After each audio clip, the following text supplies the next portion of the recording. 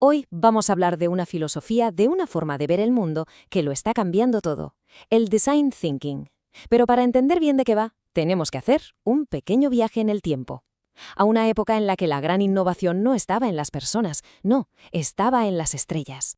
Pensad por un momento, estamos en 1958. Hace solo unos meses que el Sputnik ha cruzado el cielo y que se ha creado la NASA. En plena Guerra Fría, toda la tecnología, todo el ingenio estaba puesto en cohetes y en la carrera espacial. Y justo ahí, en ese preciso momento, un profesor de ingeniería de Stanford llamado John Arnold lanza una idea que, para la época era una locura. Lo que propuso Arnold era algo que sonaba casi contraintuitivo. Dijo que el diseño, la ingeniería, tenía que ser, por encima de todo, centrada en el ser humano.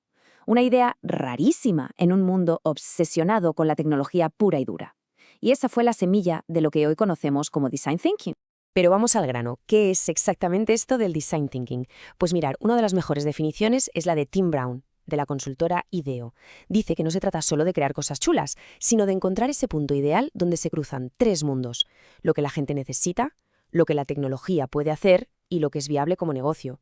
Pero ojo, la clave, el punto de partida, siempre son las personas. Para ponerle un poco de orden a todo esto, la D-School de Stanford lo organizó en un proceso de 5 pasos. Empatizar, definir, idear, prototipar y probar. Pero que nadie se confunda, no es una receta de cocina, es más como una caja de herramientas. Hoy nos vamos a centrar en las dos primeras, que son la base de todo: empatizar y definir. Y lo vamos a hacer con dos historias que demuestran su increíble poder. Ya está bien de teoría, porque la mejor manera de entender la empatía no es con definiciones, es viéndola en acción. Y para eso nos vamos a ir a una aldea remota de Nepal, donde un equipo de diseño se enfrentó a un problema de vida o muerte. Para que nos hagamos una idea de la magnitud del problema, cada año 15 millones de bebés nacen antes de tiempo en todo el mundo. Y una de las principales causas por las que muchos no sobreviven es la hipotermia, algo tan simple y tan terrible como que no pueden mantener su propio calor corporal. Ante este drama, un equipo de estudiantes de Stanford se puso manos a la obra. Y su idea inicial, la verdad, parecía la más lógica del mundo, ¿no? Las incubadoras de los hospitales son carísimas, así que vamos a diseñar una que sea mucho más barata. Sencillo. Pero claro, aquí es donde la realidad le da una bofetada a la teoría. Cuando el equipo llegó a Nepal y visitó un hospital local, se encontraron con algo que no tenía ningún sentido. Las pocas incubadoras que había estaban vacías, sin usar. De repente, su brillante idea de hacer una incubadora barata se vino abajo. Si el precio no era el único problema, ¿cuál demonios era el problema real? La respuesta la encontraron haciendo lo más importante, hablando con los médicos, con las familias, y descubrieron que el verdadero obstáculo no era el dinero, era la distancia. La mayoría de los bebés nacían en sus casas, en aldeas remotas, a horas o incluso días de camino del hospital más cercano. Sencillamente nunca llegaban. El problema no era el qué, la incubadora, el problema era el dónde. Y ese clic, ese momento de empatía real, de entender el contexto de verdad, lo cambió absolutamente todo. El equipo se olvidó por completo de diseñar una incubadora de hospital más barata. Se dieron cuenta de que la solución no tenía que estar en el hospital, tenía que estar en casa. Y de ahí nació esta maravilla, el Embrace, una solución tan sencilla como brillante, una especie de saquito de dormir con un calentador portátil. Y fijaos en los detalles, que son geniales. Como la electricidad allí no es de fiar, se calienta con simple agua caliente. Y en lugar de un termómetro complicado, tiene un indicador que solo dice OK. Una solución nacida de la empatía, que ha salvado miles de vidas.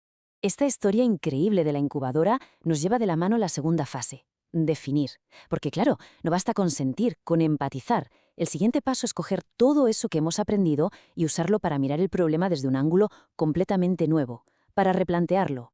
Mirad esta foto. Es un ejemplo perfecto de lo que significa redefinir algo. Cuando los astronautas del Apolo 8 la tomaron, por primera vez la humanidad vio nuestro planeta no como el suelo bajo nuestros pies, sino como esta pequeña y frágil canica azul flotando en la inmensidad. Esa nueva perspectiva ayudó a impulsar todo el movimiento ecologista. A veces, para cambiar el mundo, primero hay que cambiar cómo lo vemos. Y para ver esto en acción, en un producto del día a día, vamos a conocer a Doug Dietz. Doug es diseñador en GE Healthcare y había diseñado una máquina de resonancia magnética espectacular. De hecho, había ganado premios de diseño por ella. Como es normal, estaba muy orgulloso de su trabajo. Hasta que un día fue al hospital a ver su máquina en funcionamiento. Y allí vio a una familia que se acercaba. Su hija, una niña de unos 7 años, lloraba desconsolada. Estaba aterrorizada. Y entonces Doug hizo algo que lo cambió todo. Se agachó. Se puso a la altura de la niña y miró su propia creación, a través de los ojos de ella. Y lo que vio le horrorizó. Él mismo lo dijo. Se dio cuenta de que lo que para él era una maravilla de la ingeniería, para un niño era literalmente un ladrillo beige con un agujero. Un agujero oscuro y ruidoso en una sala llena de señales de peligro. De repente, entendió perfectamente por qué la niña estaba tan asustada. Pero es que la cosa era aún peor. Se puso a investigar y descubrió un dato que es demoledor. El 80% de los niños que tenían que hacerse una resonancia tenían que ser sedados. La experiencia era tan traumática que la única forma de conseguir que se estuvieran quietos era dormirlos. Y ahí está. Ese fue el momento de la redefinición. Dietz y su equipo se dieron cuenta de que habían estado solucionando el problema equivocado durante años. El problema no era cómo diseñar una máquina mejor.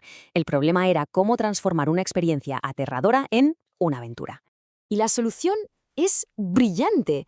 Sin tocar un solo tornillo de la carísima máquina, la transformaron por completo. Con unos simples vinilos decorativos y un guión para el personal del hospital, convirtieron la sala en un barco pirata. La máquina era la cueva del tesoro y el técnico, el capitán del barco. ¿El resultado? Bueno, las tasas de sedación cayeron en picado. Pero la verdadera prueba del éxito, la que de verdad importa, llegó un día cuando Doug escuchó a una niña, justo al salir de su aventura pirata, preguntarle a su madre: «Mami, ¿podemos volver mañana?» Increíble, habían pasado del terror a pedir repetir. Vale, tenemos dos historias muy diferentes, ¿verdad? Una incubadora en un pueblo de Nepal y una resonancia magnética en un hospital de Estados Unidos. ¿Pero qué tienen en común? Pues en el fondo nos enseñan lo mismo sobre cómo innovar de verdad. Al final, todo se resume en unas cuantas ideas clave. La primera y la más importante. Todo, absolutamente todo, empieza con la empatía, con las ganas de entender de verdad el mundo de la otra persona. Segundo, es vital comprender el contexto humano real, no el que nosotros nos imaginamos.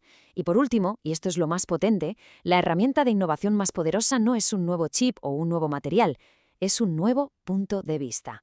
Y esto, claro, nos lleva a una última reflexión. Pensemos por un momento en los desafíos que tenemos alrededor, en el trabajo o en nuestra ciudad. ¿Qué problema, por grande que parezca, podría empezar a resolverse no con más dinero ni más tecnología, sino simplemente atreviéndonos a cambiar la forma de mirarlo? ¿Qué pasaría si, por un momento, intentásemos ver el mundo a través de los ojos de otra persona?